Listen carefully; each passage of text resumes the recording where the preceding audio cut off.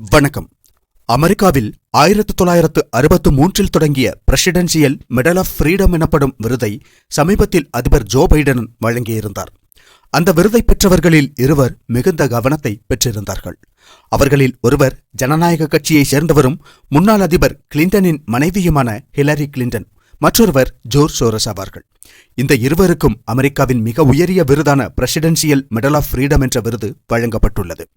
Hillary Clinton அதிபர் வேட்பாளராவதற்கான கட்சி தேர்தலில் போட்டியிட்டிருந்தாலும் அதில் ஒபாமா வெற்றி பெற்றிருந்தார். அதனால் ஒபாமாவின் ஆட்சி காலத்தில் அமெரிக்க அரசியலில் மிகுந்த சக்தி வாய்ந்த தலைவராக இருந்தார் ஹிலரி கிளின்டன். ஒபாமாவுடன் சேர்ந்து அரசியல் ரீதியான முடிவுகளை எடுத்திருந்தார் ஹிலரி கிளின்டன். அமெரிக்காவின் 67வது வெளியுறவுத்துறை செயலாளராகவும் இருந்தார் ஹிலரி கிளின்டன். அந்த ஹிலரி கிளின்டனுக்கு அதிபரின் மிக உயரிய இந்த விருது கிடைத்துள்ளது. அதே விருது ஜோர்ஜ் சோரஸுக்கும் கிடைத்துள்ளது. உலகின் பெரும்பாலான சர்வதேச ஊடகங்களை கட்டுப்படுத்தக்கூடிய, உலகில் ஒரு கருத்தை உருவாக்கி பரப்ப முடிந்த, ஆன்லைன் மற்றும் ஆஃப்லைனில் அஜெண்டாக்களை நடத்த முடிந்த விதத்தில் பறந்து கிடக்கும் ஒரு வலையமைப்பின் தலைமையில் உள்ளவர் இந்த ஜோர்ஜ் சோரஸ். வலதுசாரி அரசியலுக்கு எதிரான நிலைப்பாட்டை கொண்டுள்ள ஒரு நபராவார் ஜோர்ஜ் சோரஸ். அமெரிக்க அரசியலில் ஜனநாயக கட்சியை ஆதரிப்பவராக உள்ளார் அவர். அதை அவர் வெளிப்படையாகவே கூறியுள்ளார். அதற்கு எதிரான வலதுசாரி அரசியல் கட்சியாகும் டொனால்ட் ட்ரம்பின் குடியரசுக் கட்சி. அந்த குடியரசுக் கட்சிக்கு ஆதரவாக இருக்கிறார் இலோன் மஸ்க். ஜோர்ஜ் சோரஸ் வலதுசாரி அரசியலை எதிர்க்கும் நபர் என்றால், இலோன் மஸ்க் வலதுசாரியை ஆதரிக்கும் ஒரு ஜோர்ஜ் சோரஸ் என்று சொல்லலாம்.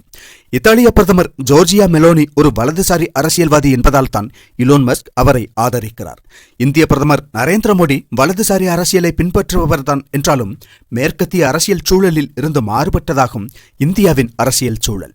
அதனால் இந்த விஷயத்தில் இந்தியாவை சேர்க்க வேண்டியதில்லை. அதே நேரம் ஐரோப்பா, அமெரிக்காவிலெல்லாம் இலோன் மஸ்க் வலதுசாரி அரசியலையும் ஜோர்ஜ் சோரஸ் இடதுசாரி அரசியலையும் ஆதரிப்பவர்களாக இருக்கிறார்கள். ஜோர்ஜ் சோரஸ் இந்தியாவில் அரசியல் மாற்றத்தை கொண்டு வருவதற்காக, மோடியை அதிகாரத்திலிருந்து வெளியேற்றுவதற்காக $1 பில்லியன் அமெரிக்க டாலர் வரை செலவு செய்துள்ளார் என்று செய்திகள் வெளிவந்தன.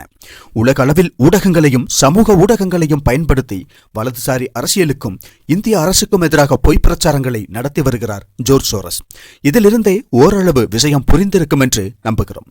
பைடன் அரசின் இறுதிக்கட்டத்தில் இதனால் இந்தியா அமெரிக்க அரசுடனான நெருக்கத்தை ஓரளவு குறைத்தது என்றும், ரஷ்யா மற்றும் சீனாவுடன் நெருக்கம் காட்டியது என்றும் இதிலிருந்தே தெளிவாக புரிந்து கொள்ளலாம். இந்தியாவில் அரசியல் சூழ்ச்சியை ஜோர்ஜ் சோரஸ் செய்துள்ளார் என்பதும், அதற்கு ஜனநாயக கட்சியும் ஜோ பைடனும் மறைமுக ஆதரவை நல்கியுள்ளார்கள் என்பதும் இதிலிருந்து தெளிவாகிறது. அது மட்டுமல்லாது, Obama, Hillary Clinton, Joe Biden ஆகியோரெல்லாம் டீப் ஸ்டேட்டின் ஆட்கள் என்று கருத்தும் நிலவுகிறது. எனவே ஹிலரி கிளின்டன் மற்றும் ஜோர்ஜ் சோரஸுக்கு இந்த உயரிய விருதை வழங்குவதன் மூலம் பைடன் நிர்வாகம் மற்றும் ஜனநாயக கட்சிக்கு டீப் ஸ்டேட்டின் மீதுள்ள விசுவாசத்தை வெளிப்படுத்தி உள்ளதாகவும் கூறப்படுகிறது. என்னவானாலும் இந்தியா அமெரிக்கா உறவில் சமீபத்திய சிறிய இடைவெளி ஏற்பட காரணம் என்ன என்பது தெளிவாகி உள்ளது.